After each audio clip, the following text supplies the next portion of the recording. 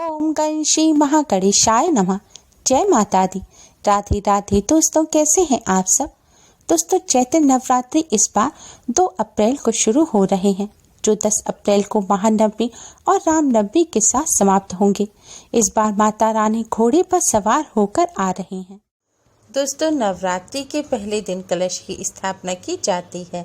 आज के इस वीडियो में हम आपको कलश स्थापना की सही और सरल विधि बताएंगे, जिससे आप सभी अपने घर पर कलश की स्थापना कर सकें, और कलश स्थापना का शुभ मुहूर्त भी बताएंगे। नवरात्रि में घट की स्थापना सदैव शुभ मुहूर्त में ही करनी चाहिए। इस बार घट स्थापना का शुभ मुहूर्त है 2 अप्रैल की सुबह 6:10 से सुबह 8:31 तक। अगर इस मुहूर्त में घट स्थापना ना कर सके तो अभिजीत मुहूर्त है 2 अप्रैल की दोपहर 12 बजे से दोपहर 12:50 तक। मान्यता है शुभ मुहूर्त में अगर घट स्थापना ना की जाए तो पूजन का पूर्ण फल प्राप्त नहीं होता। ध्यान रखें, कलश स्थापना यानी कि घट की स्थापना नवरात्रि के पहले दिन और शुभ मुहूर्त में ही करें।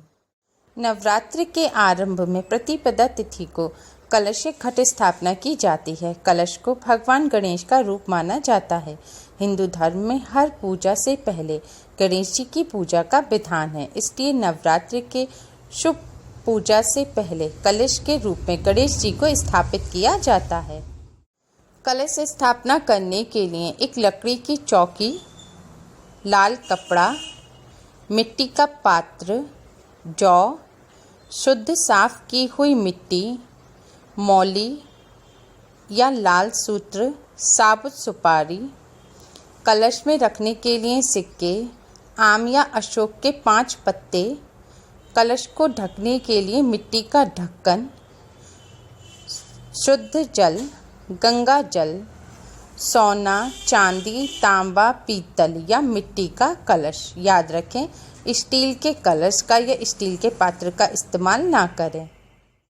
साबुत चावल, लाल चुनरी, फूलों की माला, भोग लगाने के लिए मीठा या फल, एक साबुत गांठ वाली हल्दी, एक पानी वाला जटा वाला नारियल, देसी घी का दीपक, धूप बत्ती, रोली और श्रृंगार का सामान। श्रृंगार के सामान में आप साड़ी, चूड़ी, बिंदी, अपनी इच्छानुसार जो भी आप श्रृंगार का सामान लाना चाहें वह ला सकते हैं। भविष्य पुराण के अनुसार नवरात्र में कलश स्थापना घट स्थापना करने की विधि। कलश स्थापना करने के लिए सबसे पहले पूजा स्थल को शुद्ध कर लेना चाहिए। फिर लकड़ी का पट्टा या चौकी बिछाएं, उस पर लाल रंग का कपड़ा बिछाएं। फिर थोड़े से साबुत चावल में हल्दी मिलाएं, चावलों को पीला कर लें। याद रखें, चावलों में पानी ना डालें, सूखे चावलों पर ही हल्दी डालें, और फिर थोड़े से चावल लेकर आप लकड़ी के पट्टे पर रख दें। चावल रखते समय भगवान श्री गणेश का स्मरण करें। मिट्टी का पात्र ऐसा लेना है जो समतल हो, जैसे आटा गूंदा जाता है, जो परात होती है इस तरह का, जिससे उसमें आसानी से जौ बोए जा सकें। और पात्र को इतना बड़ा लेना है कि आप जो कलश रख रहे हैं तो कलश को पात्र के बीचों बीच रखना है। कलश रखने के बाद पात्र में इधर उधर जगह बच जाए जौ बोने के लिए। अब जौ बोने वाले मिट्टी के पात्र में रोली से स्वास्तिक के चिन्ह बनाएं। चारों तरफ आपको स्वास्तिक बनाने हैं। फिर उस मिट्टी के पात्र को चावल के ऊपर चौकी पर रख दें। फिर उसमें आप साफ मिट्टी बिछाएं और उसके ऊपर एक बार आप जौ डालें, फिर से एक और लेयर मिट्टी की बिछाएं और फिर से जौ डालें और फिर से मिट्टी डालें। फिर आप मिट्टी जौ पर पानी का छिड़काव करें। फिर कलश लें, कलश में आप थोड़ा सा गंगा जल डालें। फिर कलश को शुद्ध जल से भर लें। फिर कलश के गले पर मौली यानी कि कलावा 3 बार लपेटें। 3 बार कलावा लपेटने के बाद उसमें 3 गांठ बांधें। फिर कलश पर रोली से स्वास्तिक यानी कि सतिया का चिन्ह बनाएं। फिर आप कलश में साबुत हल्दी, साबुत सुपारी और एक सिक्का डालें और थोड़े से चावल भी डालें। फिर 5 आम या अशोक के पत्ते लें, उन्हें साफ कर लें, पानी से धो लें। याद रखें, पत्ते कटे फटे या टूटे नहीं होने चाहिए। साबुत पत्ते लें और उन्हें कलश में लगा दें। कलश में पत्ते इस तरह से लगाना है कि जो डंडी हो पत्तों की वो कलश के अंदर जाए और पत्ते बाहर की तरफ रहें। फिर कलश पर आप ढक्कन लगा दें और ढक्कन में साबुत चावल भर दें। फिर आप कलश को मिट्टी के उस पात्र में जिसमें आपने जौ बोए हैं उसमें बीचों बीच कलश को स्थापित करें। फिर पानी वाला जटा वाला नारियल लें, उसे पानी से साफ कर लें। फिर उस पर लाल कपड़ा लपेटकर उस पर 3 बार मौली या कलावा लपेटें। कलावा लपेटने के बाद 3 बार उस पर 3 गांठ बांधें और फिर आप भगवान श्री गणेश का स्मरण करते हुए उसे कलश के ऊपर जो आपने चावल से भर के जो कलश पर ढक्कन लगाया था उसके ऊपर आप नारियल को स्थापित करें। नारियल स्थापित करते समय भगवान श्री गणेश का ध्यान करें। याद रखें, नारियल का जो मोटा साइड यानी कि गोल साइड होता है उसको आप नीचे रखें और जो चोटी वाला साइड होता है उसे ऊपर की तरफ रखें। फिर आप भगवान श्री गणेश से, नवदुर्गा माँ से और सभी देवी देवताओं से, भगवान विष्णु जी लक्ष्मी मैया से, शंकर भगवान जी पार्वती मैया से, सब भगवान जी से आप हाथ जोड़कर प्रार्थना करें कि भगवान जी, हमने ये घट की स्थापना की है। 9 दिन तक गणेश जी, भगवान जी, नवदुर्गा माता के सहित सभी देवी देवता इस घट कलश में विराजमान रहें। कहीं कहीं पर माता दुर्गा को 9 दिन तक अलग चौकी पर स्थापित किया जाता है। वैसे तो घट को ही माँ दुर्गा का रूप माना जाता है।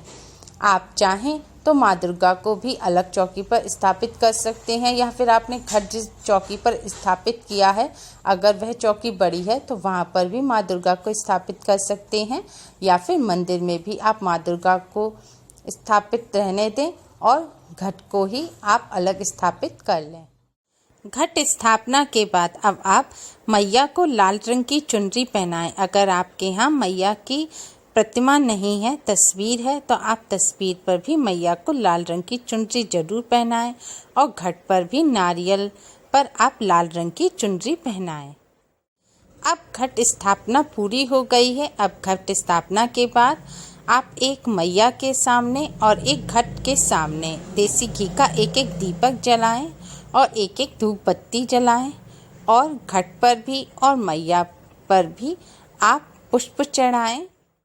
इसके बाद आप मैया को भोग लगाएं और घट में भी आप गणेश जी, भगवान जी, नवदुर्गा माँ और सभी देवी देवताओं को भोग जरूर लगाएं।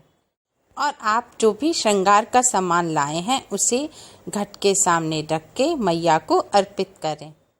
अब घट की स्थापना की विधि पूरी हो गई है। अब आप भगवान श्री गणेश को प्रणाम करके नवदुर्गा मैया को प्रणाम करें और मैया की पूजा करें। आप पूजा में आरती पढ़ सकते हैं, चालीसा पढ़ सकते हैं, दुर्गे मैया के किसी मंत्र का जाप कर सकते हैं, दुर्गा सप्तशती का पाठ कर सकते हैं। घट स्थापना को जैसे शुभ मुहूर्त में और सही विधि से करना जरूरी होता है, ऐसे ही घट स्थापना से जुड़े जरूरी नियमों का पालन करना भी जरूरी होता है। अब हम आपको घट स्थापना से जुड़े कुछ जरूरी नियम बताएंगे। सबसे पहले घट स्थापना में आप जो भी नीचे मिट्टी के लिए पात्र का इस्तेमाल करें, कलश के लिए जो भी पात्र का इस्तेमाल करें, याद रखें उसमें स्टील, लोहे या प्लास्टिक के बर्तन का इस्तेमाल ना करें।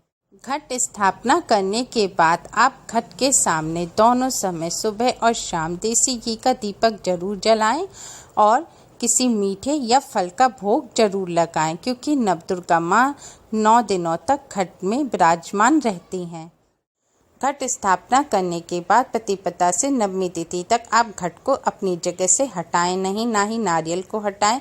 अगर मिट्टी सूख जाए तो ऊपर से जौ के लिए आप साफ पानी का छिड़काव कर सकते हैं। जब घट की स्थापना घर में की जाती है तो घर को खाली छोड़कर नहीं जाया जाता। घर का कोई ना कोई सदस्य घर में जरूर रहना चाहिए। घट स्थापना जिस घर में की गई हो उस घर में 9 दिनों तक मांस मदिरा का सेवन नहीं किया जाता और ना ही प्याज लहसुन का सेवन किया जाता है।